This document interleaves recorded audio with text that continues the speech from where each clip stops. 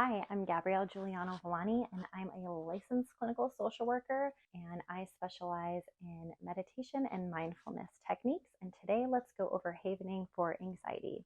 The goal of havening is to keep painful experiences from impacting your mental health in the long term. Essentially, havening is a self-directed way to create a safe haven for yourself. This technique is a relatively new alternative therapy technique that uses eye movement, touch, and distraction to relieve anxiety and distress from negative memories and create a haven in your mind. Havening techniques consist of applied touching of various body parts to change brain chemistry. When this brain chemistry changes, we can change the ways that we store these memories in our brain to put the negative memories and experiences at bay. Havening is a versatile and accessible form of alternative therapy, and it can be adapted to use in many different types of situations. It can help improve overall well-being in life, relationships, work, and personal affairs, and can also help you manage stress and anxiety and just general overwhelm. Havening can be used to treat issues like relationship problems such as divorce or separation, grief, post-traumatic stress disorder, PTSD, phobias, panic disorder, eating disorders, to name a few.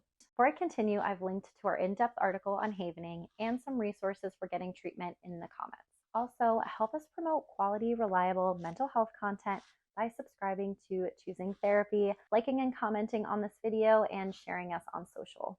Havening can be self-directed or facilitated by a licensed practitioner. It works through a series of steps that ask you to rate your distress, readjust your focus, take body-focused action, and make additional ratings. Facilitated havening works through 9 steps. So first, the facilitator will ask you to rate your distress on a scale from 1 to 10. Then they'll ask you to focus on a positive emotion. Next, they'll ask you to rub your arms up and down. As you continue this behavior and count backwards from a set number, they'll ask you to visualize another action, such as opening the door, or walking to the kitchen, or closing a cabinet concurrently with a number. Next, they'll ask you to open your eyes, touch your palms together, and do various eye movements. After that, you'll be asked to close your eyes again and think about or sing a simple song to yourself and continue these touch motions. Next, they'll take an inventory of distress and ask you to give another rating on that same scale from 1 to 10, and then you'll repeat this process.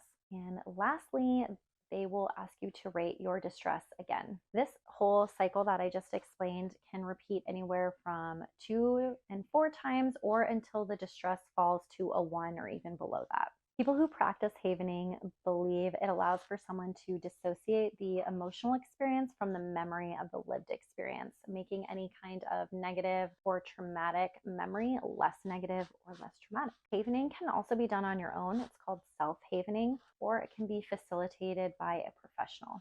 Facilitated havening. Here are 3 havening techniques that you can practice on your own. Palm havening, rubbing your palms together to distract yourself and to self-soothe. This type of havening can be categorized as affirmational havening, as its primary function is to stay calm and diffuse fear that's happening in the brain. Face havening is rubbing your face to distract yourself and also self-soothe. And this type of havening is categorized as event havening, which can help people become grounded by recognizing that their current reality is without negative experience. Oftentimes, a trauma trigger can take someone back to a painful event, and face havening can bring them out of that triggered state. And there's also arm havening, where you rub your arms to distract yourself and self-soothe. And this one is categorized as transpirational havening. When we rub our arms in one directed motion, we trigger delta waves in our brain that tell our amygdala back here that we are safe. And this can help those who are experiencing anxiety and stress.